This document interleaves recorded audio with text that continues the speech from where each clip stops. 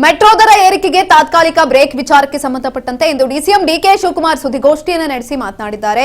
ದರ ಏರಿಕೆ ಮಾಡುವುದು ನಮ್ಮ ಕೈಲಿಲ್ಲ, ಎಲ್ಲವನ್ನ ಮಾಡುವುದು ಎಫ್ಎಫ್ಸಿ. ದರ ಏರಿಕೆ ಮಾಡುವ ತೀರ್ಮಾನ ಹಿಂದೆಯೇ ಆಗಿತ್ತು, ಕಳೆದ ವರ್ಷದ ಫೆಬ್ರವರಿಯಲ್ಲೇ ಆಗಿತ್ತು. ಈಗ ಮಾತನಾಡುವವರು ಅಂದು ಮಾತನಾಡಿರಲಿಲ್ಲ ಅಂತ ಬಿಜೆಪಿ ನಾಯಕರ ವಿರುದ್ಧ ಕಿಡಿಕಾರಿದ್ರೆ, ಇತ್ತ ಬೆಳ್ಳಂಬೆಳಗ್ಗೆ ಆರ್ವಿ ನಿಲ್ದಾಣದ ಬಳಿ ಪ್ರತಿಭಟನೆಯನ್ನ ನಡೆಸಿದಂತಹ ಬಿಜೆಪಿಗರು ಪ್ರತಿಭಟನೆಗೆ ಅನುಮತಿಯನ್ನ ಕೊಟ್ಟಿಲ್ಲ. ನಾವಿಲ್ಲಿ ಪ್ರತಿಭಟನೆ ಮಾಡ್ತಿಲ್ಲ ಅಂತ ಬಿಜೆಪಿ ಸಂಸದ ತೇಜಸ್ವಿ ಸೂರ್ಯ ಅವರು ಖಾಲಿ ಟ್ರಂಕ್ ಅನ್ನ ಹಿಡಿದುಕೊಂಡು ಮೆಟ್ರೋ ನಿಲ್ದಾಣಕ್ಕೆ ಬಂದು ರಾಜ್ಯ ಸರ್ಕಾರಕ್ಕೆ ಟಾಂಗ್ ಅನ್ನ ಕೊಟ್ಟಿದ್ದಾರೆ. ನಾನು ಪ್ರತಿಭಟನೆ ಮಾಡ್ತಾ ಇಲ್ಲ, ಮೆಟ್ರೋದಲ್ಲಿ ಹೋಗೋಕೆ ಟಿಕೆಟ್ ತೆಗೆದುಕೊಂಡಿದ್ದೇನೆ, ನನ್ನ ಕೈಲಿರೋದು ರಾಜ್ಯ ಸರ್ಕಾರದ ತರ ಖಾಲಿ ಟ್ರಂಕ್ ಅಷ್ಟೇ ಅಂತ ವ್ಯಂಗ್ಯವನ್ನ ಮಾಡಿದ್ದಾರೆ.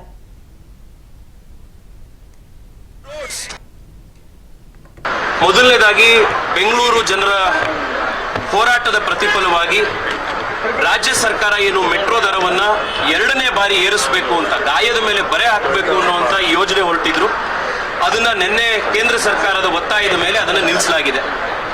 ನಾನು ನಿನ್ನೆ ಕೂಡ ಹೇಳಿದ್ದೀನಿ, ಇದು ಕೇಂದ್ರ ಸರ್ಕಾರ ತಾತ್ಕಾಲಿಕವಾಗಿ ಕೊಟ್ಟಿರುವಂತ ನೆರವಷ್ಟೇ. ಮೆಟ್ರೋ ದರ ಪದೇ ಪದೇ ಏರ್ತಾ ಇರುವಂತದ್ದು ರಾಜ್ಯ ಸರ್ಕಾರ ಇಷ್ಟು ವರ್ಷಗಳು ಹಿಂದೆ ಎಲ್ಲಾ ಸರ್ಕಾರಗಳು ಕೊಟ್ಟಂತೆ ಬಜೆಟ್ ನಲ್ಲಿ ಶ್ಯಾಡೋ ಕ್ಯಾಶ್ ಸಪೋರ್ಟ್ ಏನು ಬಜೆಟ್ ನಲ್ಲಿ ಮೆಟ್ರೋ ಕೊಡ್ತಾ ಇದ್ರು, ಅದನ್ನ ಈ ಸರ್ಕಾರ ನಾವು ದಿವಾಳಿ ಎದ್ದೋಗಿದ್ದೀವಿ, ನಾವು ಖಾಲಿ ಟ್ರಂಕ್ ಆಗಿದ್ದೀವಿ, ನಮ್ಮ ಹತ್ರ ದುಡ್ಡಿಲ್ಲ, ಆ ಕಾರಣಕ್ಕೆ ನಮಗೆ ಕೊಡಕ್ ಆಗೋದಿಲ್ಲ, ಅದನ್ನ ನೀವು ದರ ಏರಿಸಿ ಪ್ರಯಾಣಿಕರಿಂದಲೇ ತಗೊಳ್ಳಿ ಅಂತ ಹೇಳಿದ್ದಾರೆ. ಆ ಕಾರಣಕ್ಕೋಸ್ಕರ ದರ ಜಾಸ್ತಿ ಆಗಿದೆ.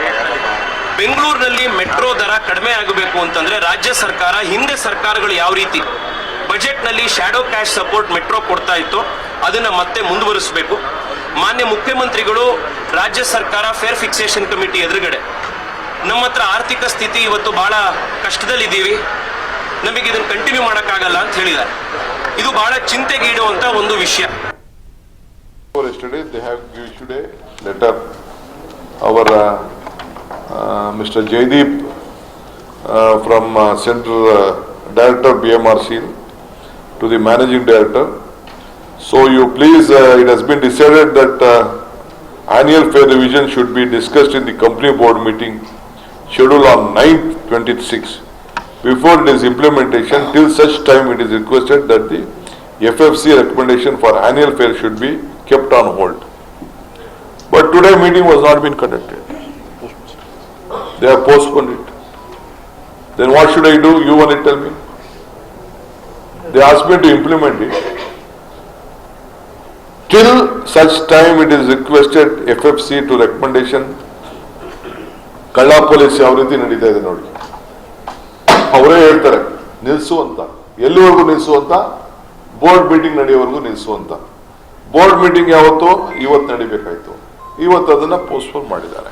ಏನ್ ಮಾಡ್ಬೇಕು? ಅದಕ್ಕೆ ತಾತ್ಕಾಲಿಕ ಜಯ ಅಂತ ಹೇಳ್ತಿದ್ರಲ್ಲ, ಬೋರ್ಡ್ ಮೀಟಿಂಗ್ ಮಾಡ್ಬೇಕಾಯ್ತು, ಮಾಡ್ಬಿಟ್ಟು ಡೈರೆಕ್ಷನ್ ಕೊಡ್ಬೇಕಾಯ್ತು. ಅವರೇ ಚೇರ್ಮನ್ ಇದ್ರು, ಸೆಂಟ್ರಲ್ ಗೌರ್ಮೆಂಟೇ ಇತ್ತು. ಇವತ್ತು ಜಯ ಕೊಟ್ಟು celebration ಮಾಡಬೇಕಾದವರು they would have done it. Who said no?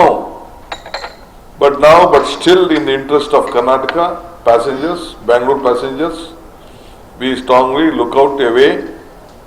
So there is one small provision which has been given to us.